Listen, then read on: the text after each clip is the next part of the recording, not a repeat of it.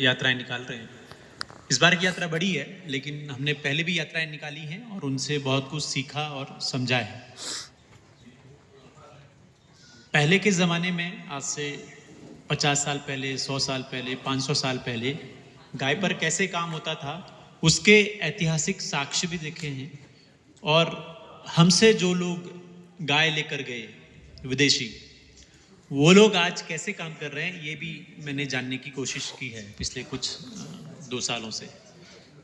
तो पहले हमने कैसे काम किया है और हमारा इतिहास क्या है, मैं थोड़ा सा मैंने जो जाना है समझा है वो समझाने की कोशिश करता हूँ। कि हमारे पुरखे दूध नहीं बेचते थे, कभी भी दूध बेचने का चलन ही नहीं था। जो भी हमने बेचा तो वो हमने बेचा दूध के बाय प्रोडक्ट बेचे। हमने घी पर काम किया, हमने गौमूत्र पर काम किया, यही हमारी परंपरा थी। और घी हमारा यहाँ से लेकर अफगानिस्तान होते हुए यूरोप तक जाता था। और इसके साक्ष्य हमको राजस्थान में ही मिलते हैं। राजस्थान में जितनी भी चाहे बीकानेर हो, बाड़मेर हो, जैसलमेर हो, वहाँ के जितने भी पुराने मंदिर हैं और जितने भी राजा और उनके किले हैं, वो सारे साक्ष्य हैं इस बात के।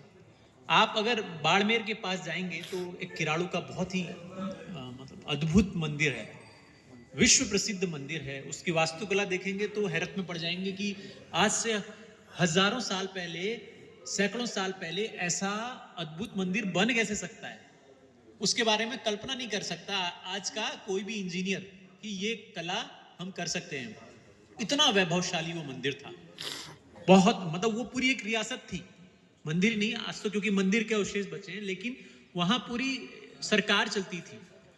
लेकिन वो मंदिर और वो उसका सरकारें कैसी चलती थी, वो वहां से राजस्थान के उस इलाके से अफगानिस्तान होते यूरोप तक घी बेचती थी वो किराड़ू की सरकार।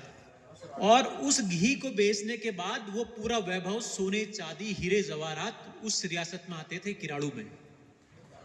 और जब ये महमूद बेगड़ा नाम का एक अत्याचारी आक्रमणकारी था, मुस्लिम आक्रांता, उसने उसके वैभव के बारे में सुना तो उस मंदिर को उसने बहुत नुकसान पहुंचाया, उस रियासत को नुकसान पहुंचाया और पूरा उसके वैभव को लूट कर लेकर गया, बहुत तोड़ मरोड़ की।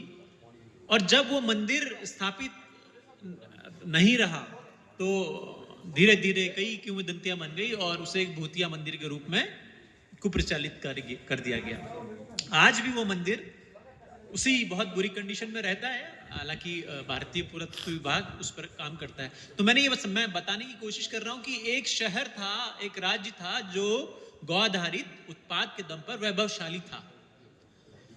और आज से करीब 250 साल पहले हमसे ब्राजील जैसा देश हमसे गायें लेकर गया।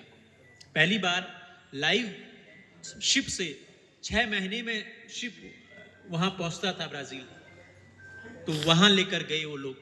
और आज वो लोग, उनकी जो इकोनॉमी है, जो उनकी अर्थव्यवस्था है, उसमें भारतीय गायों का बहुत ही बड़ा योगदान है। वहां का किसान अरबपति होता है, यहाँ का किसान 2 जून की रोटी नहीं होती है।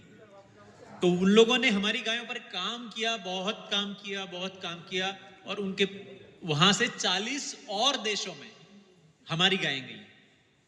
तो आज सिर्फ ब्राजील में ही नहीं, सारे लैटिन अमेरिका, साउथ अमेरिका के जितने देश हैं, उन सब में भारत की लाखों में, मतलब 80-80, 90-90 लाख गायें हैं और बहुत अलग अलग कंडीशंस में हैं। और ऐसे मतलब फार्म्स हैं, गौशालाएं हैं, किसी के पास 50,000 गायें हैं, किसी के पास 25,000 गायें हैं। तो इतने बड़े बड़े फार्म्स पर वहाँ की गायें हैं। गिर, रेड सिंधी, कांकरेज, ओंगोल, ये सब नस्लें वहाँ मिलती हैं। तो ऐसी बहुत सारे, ब्राजील के अलावा पनामा, होंडुरास, मैक्सिको, ये सब देश, बोलिविया, ये सब देश गायों पर काम करते हैं। खैर वो कैसे काम करते हैं, उनका कितना एथिकल है, वो एक अलग विषय है, उस पर चर्चा करना यहाँ पर ठीक भी नहीं है। लेकिन उसके अलावा जो इन यात्राओं से मैंने जो सीखा और समझा है, एक बहुत ही मतलब ज्वलंत विषय है जो किसी की नज़र में नहीं आता है। वो हमने जब हमने ऋषिकेश में और हरिद्वार में गंगा घाट में हम लोग बैठे थे, तो तब भी हमने वो बात उठाई थी। और आज में फिर कम लोग हैं, लेकिन मैं ये बात कहना चाहता हूँ चंद लोगों से सही।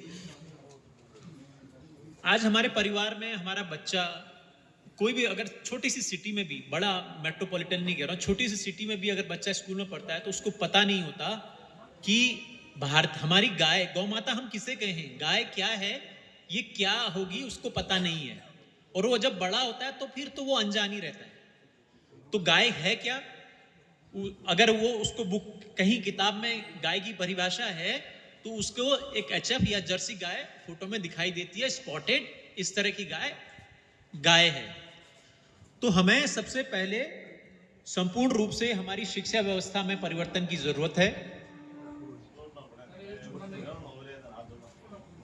तो शिक्षा व्यवस्था में परिवर्तन जब होगा, क्लास 1 से ही, केजी नर्सरी से ही जब बच्चे को ये पढ़ाया जाएगा कि गाय या गौमाता या भारतीय गाय क्या है, वो कैसी दिखती है, उसका उपयोग क्या है, वो कितने प्रकार की होती है, जब 0 से वो पढ़ना शुरू करेगा, तब वो मानसिक रूप से मजबूत होगा कि हाँ, ये हमारी गाय है, अब हमको इसमें ऐसे वैज्ञानिक रूप से काम करने की जरूरत है।